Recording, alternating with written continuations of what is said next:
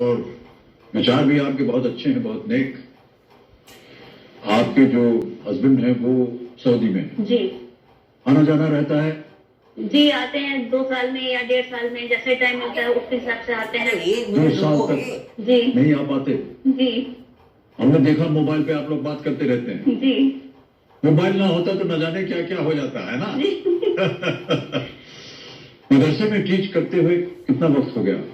तकरीबन 12 साल हो गए। नेशनल खबर में खास मुलाकात के कार्यक्रम में मैं आपको आज मिला रहा हूं अमिताभ बच्चन के कौन बनेगा करोड़पति के चर्चित शो में पहुंचने वाली फरहत नाज हमारे साथ मौजूद है। हम इनसे जानेंगे कि आखिर किस तरह की मेहनत करके, किस तरह की मेहनत और किस तरह की शिक्षा और पढ़ाई करके आप उस सीट पर पहुंची हैं। ये वाकई रायबरेली के लिए बड़ा गौरवपूर्ण विषय है। मैडम, आप उस शो में गई एबीसी में और पहुंची, बड़ी मेहनत भी किया होगा, निश्चित आपने पढ़ाई भी करी है, शिक्षा भी पाई है, मदरसे में आप पढ़ाती भी हैं, बहुत टैलेंट की आवश्यकता है, लेकिन आप पहुंची। जी, कैसा सफर रहा ये? सफ़र तो ये बहुत ही अच्छा रहा। और इसके अंदर थोड़ा सा कहीं ना कहीं ये भी था कि शायद स्टार्टिंग से लेके लास्ट तक में जो जी। बीच के टाइम होता है उसके अंदर लगा कि शायद वहाँ तक ना पहुँच पाऊँ। यानी कॉल, क्योंकि एक कॉल के आने के बाद काफ़ी दिन का गैप हो जाता था, जी। 15 दिन का, 10 दिन का, तो उसके अंदर कहीं कहीं निगेटिविटी आती थी कि शायद मेरा नाम ना आए। लेकिन मुझको एक होप भी थी कि इंशाल्लाह इस बार मेरा नाम आ जाएगा। जी, जी। इस बार क्या, मैंने पहली बार ट्राई किया था तो मेरा नाम, मुझे होप थी कि आ जाएगा, और ऐसा ही हुआ। जी। और सफर तो कहना चाहिए कि वहां से लेके वहां तक मुझको बहुत ही अच्छा लगा। एक प्राउड फील हुआ कि एक छोटे शहर का इंसान कहां से कहां तक पहुंच सकता है। जी। और लोग भी दूसरे बच्चों के लिए भी ये चीज ये है कि वो भी अपने अंदर थोड़ा सा कोशिश करें और कॉन्फिडेंस पैदा करें तो वो वहां पहुंच सकती हैं, स्पेशली लड़कियां। जी जी। बचपन की हम बात करेंगे आपसे। जी। बचपन में भी जो बच्चों के अपने अपने शौक होते हैं, फिर एक उम्र आ जाती है कि कहीं ना कहीं आदमी को जाना पड़ता है, सेटल होना पड़ता है। आपकी हॉबीज़ क्या थी? शिक्षा को लेकर आप किस तरह के दौर में जाना चाहती थी कि शिक्षा अगर हम इतनी कर लेंगे तो हम ये बन जाएंगे? तो किस तरह की शिक्षा की तरफ आपका रुझान था? बहुत सारे चूजिंग विषय होते हैं, आपने क्या चूज़ किया था? अपने सब्जेक्ट्स में क्या दिमाग में रखा था?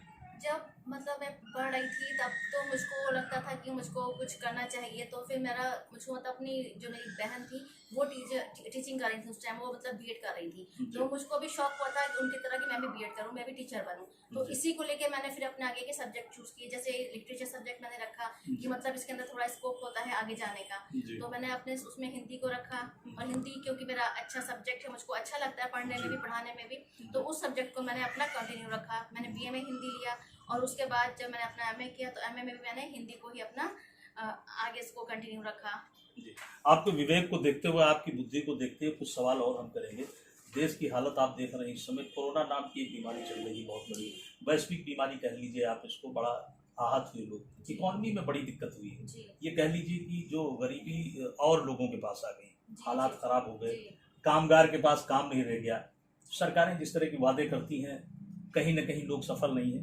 तो मैं, ये बेसिक सा सवाल है लोगों का, जो वाकई कामगार के पास काम नहीं, ऐसे में शिक्षा एक बड़ी चीज है और बहुत काम करती है। आज आपकी शिक्षा ने आपको कहाँ पहुंचाया और आप कहाँ पहुंची, ये भी एक बड़ा प्रश्न। आम आदमी की बस की बात नहीं है। हम जरूर चाहेंगे, आप शिक्षा पर कुछ क्या संदेश देना चाहेंगे? जो हमारी युवा पीढ़ी, जो बच्चे हैं, वो किस टाइप की शिक्षा हासिल करें, कैसे पढ़ें कि उनको केबीसी ना पहुंच पाए तो कम से कम। जी, तो किस तरह का संदेश देना चाहेंगे? मैं कहना चाहूंगी कि पहली बात तो बच्चे जो हैं, जो भी पढ़ाई कर रहे हैं, सबसे पहले बात तो उस पर पूरा फोकस करें और अपनी एक लाइन पूरी क्लियर कर लें कि हाँ, हमको इसी क्षेत्र में जाना है, इसी के अंदर हमको अपना कैरियर बनाना है, और उसके ऊपर भी अच्छे से ही फोकस करें। तो ये उनके लिए आगे के लिए अच्छा रहेगा।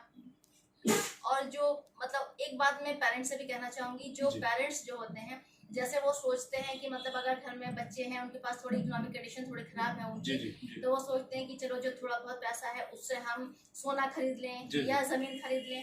तो सोना है या जमीन है, ये तो आपको एक थोड़ा सा प्रॉफिट उस टाइम देके चला जाएगा, लेकिन अगर आपने अपने बच्चे के ऊपर खर्च किया, वो पैसा बच्चे के ऊपर इन्वेस्ट किया उसको अच्छी शिक्षा दिलाने में, तो वो इन्वेस्टमेंट आपका हमेशा बना रहेगा और वो अच्छा चीज उसको हमेशा मिलती रहेगी। आपको भी मतलब प्राउड फील होगा अपने बच्चे के लिए, और बच्चे को भी हमेशा इस चीज का वो रहेगा कि मेरे माँ बाप ने मुझको एक अच्छी शिक्षा दिलाई जिससे वो आज वो कितना ऊंचा मुकाम हासिल कर सका। एक लास्ट सवाल आपसे और पूछेंगे मैडम, रायबरेली जनपद की बात करें तो शिक्षा तो खैर अपनी जगह, शिक्षा आदमी को चाहिए भी, सभी को पढ़ना चाहिए।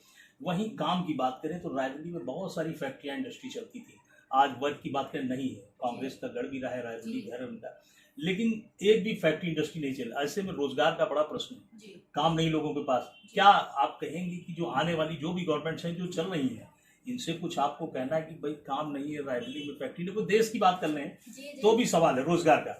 क्या कहेंगे आप रोजगार के बारे में, खासकर रायबरेली की कैसे? रोजगार की स्थिति तो बहुत ही खराब है जी। सारे बच्चे अच्छी ऊंची एजुकेशन लेने के बाद भी, हायर एजुकेशन करने के बाद भी खाली फालतू घूम रहे हैं। तो मैं सरकारों से कहना चाहती हूँ कि बच्चों के लिए कुछ करें, उनके लिए रोजगार दिलाएं।